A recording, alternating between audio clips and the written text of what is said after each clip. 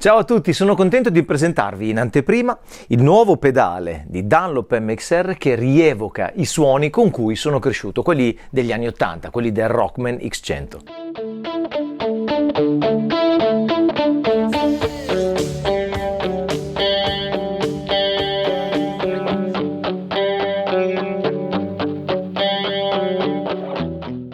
Prima di parlarvi del pedale, vorrei raccontarvi che cosa significò negli anni 80 e 90 il Rockman. Il Rockman X100 è un processore sviluppato da Tom Scholz, lo storico chitarrista e fondatore della band dei Boston. Nel 1980 lui pensa di sviluppare qualcosa che gli permette di avere il suo suono in maniera un pochino più portatile rispetto a quella grande strumentazione che utilizzava normalmente. Quindi nel 1980 fonda la SRD, Scholz Research and Development, e dal 1982 comincia a far uscire dei prodotti, prima sempre con questo tipo di formato, fino ad arrivare al 1984 dove esce il Rockman X100, che probabilmente è quello che più ha segnato la discografia mondiale. In passato Dunlop MXR ha già fatto delle riedizioni dei prodotti Rockman, ma in queste ore al NAMM di Los Angeles, tanto che ho dovuto attendere l'annuncio ufficiale prima di pubblicare questo video, sta presentando per la prima volta il suono Rockman X100 in un pedale. Ed è questa macchina, l'X100, che ha segnato il suono di un gran numero di registrazioni. Ad esempio i Def Leppard nel 1987 hanno utilizzato l'X100 per le registrazioni dell'album Hysteria, e vi ho fatto sentire prima un pezzettino, ve lo faccio sentire un pochino più lungo.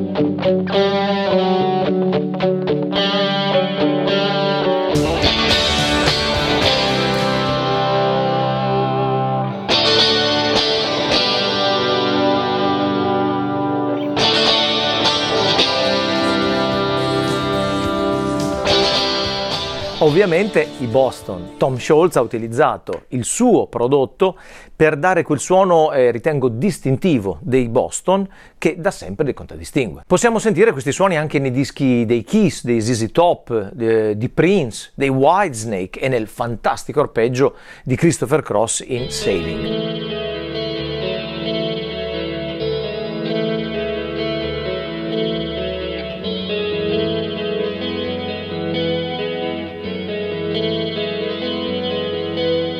Per trasparenza devo dire che i suoni che vi sto facendo ascoltare non sono registrati solo con il pedale, ma ho aggiunto un po' di effetto di ambiente con un pedale sempre di MXR che si chiama Joshua. I motivi della fama dell'X100 sono sostanzialmente la portabilità e la facilità d'uso. Immaginate che si riusciva ad avere un bellissimo suono in cuffia con questo scatolotto senza bisogno di portarsi dietro strumentazione ingombrante, pesante e costosa. Immaginate che sconvolgimento fu questa macchina che permetteva di avere 4 suoni, 2 clean, un edge e un distorto, molto belli in cuffia, con il chorus e il delay stereo, oppure andare direttamente nel mixer o direttamente nel registratore. Così, per fare un paragone ai nostri giorni, potremmo andare indietro 10-15 anni e l'impatto fu quello che ha avuto Kemper per la profilazione. Ma mentre la profilazione riesce a farti ottenere i suoni di tanti ampli, questo aveva un suo suono e ha segnato un'epoca. Dobbiamo pensare ad andare indietro 40 anni, dove la tecnologia era da tutt'altra parte, e viene fuori questo scatolotto senza neanche un foro di alimentazione, solo con 8 batterie AA, che si può mettere anche attaccata alla cintura e portarselo dietro e da lì collegare le cuffie. Il concetto era quello del Walkman, no? Era questo, il fatto di poter ascoltare la musica camminando. Walkman, questo era come se fosse un Walkman ma generava il suono della nostra chitarra. E che cosa aveva? L'input della chitarra che passava attraverso un guadagno interessante, perché più stavi basso, più i suoni clean diventavano più brillanti. Più andavi su col guadagno più andate, anche se lo fai adesso, col guadagno molto alto il suono diventa un pochino più smooth sopra e entra una sorta di compressione, quella famosa anche del Rockman. Quindi input anche per tastiera, 2 uscite cuffia mini jack stereo, che poi di solito si utilizzava un adattatore, come ho fatto io sempre per ascoltare questi suoni, un livello di uscita quindi a scatti, 4 suoni, 2 clean con 2 equalizzazioni diverse, un edge, quindi un crunch, diciamo, e un distorto per fare i lead. Non forse abbastanza distorto per farci gli assoli, e poi aveva la modalità di di disattivare il chorus o il delay, questo delay slapback. Poi un ingresso ausiliario per ascoltare, ad esempio, da un Walkman le basi e suonarci sopra, che poteva anche servire per uscire e andare, ad esempio, nell'input o nel return di un ampli. Dipendeva anche qui dalla sensibilità in ingresso del device dove si andava a finire. Quindi questo fu veramente uno sconvolgimento. Però bisogna che vi parli del pedale, e quindi adesso ascoltiamo i 2 suoni clean con e senza il chorus.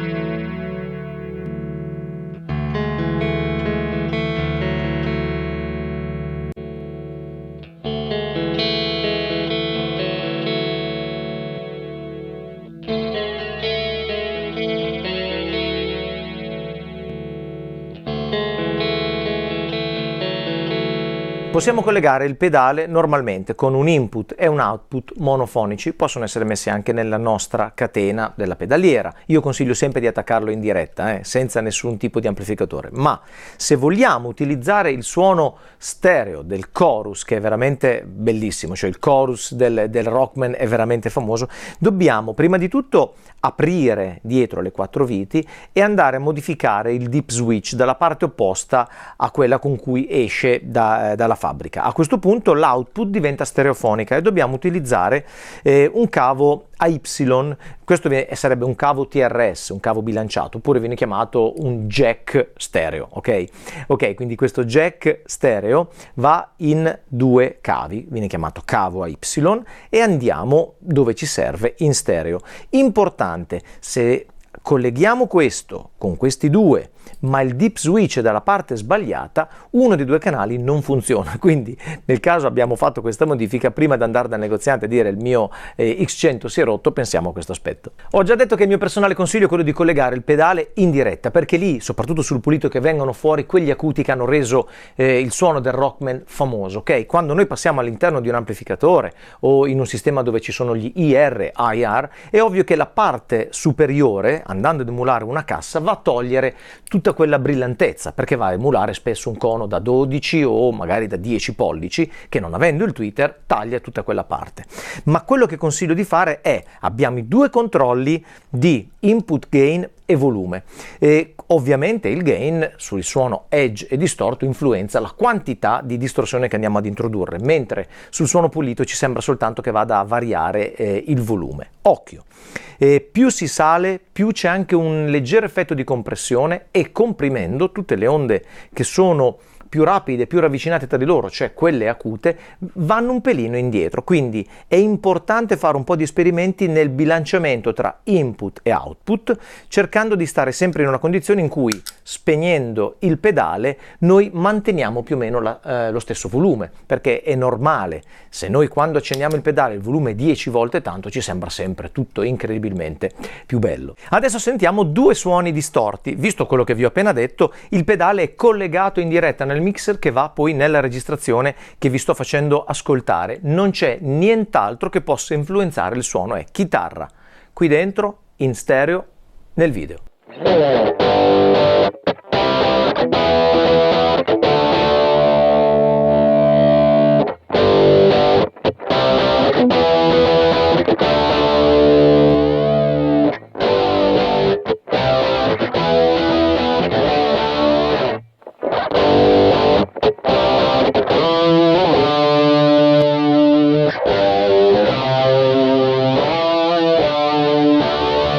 Detto questo, non mi resta che ringraziarvi, chiedervi il mi piace e l'iscrizione. Noto che sono moltissimi quelli che guardano i miei video senza essere iscritti al canale, mentre è molto importante per crescere e produrre sempre cose interessanti. Quindi vi iscrivete al canale, selezionate la campanella per restare aggiornati sui nuovi caricamenti e se vi va condividete proprio col pulsantino share sulle vostre pagine social questo video. Grazie, alla prossima!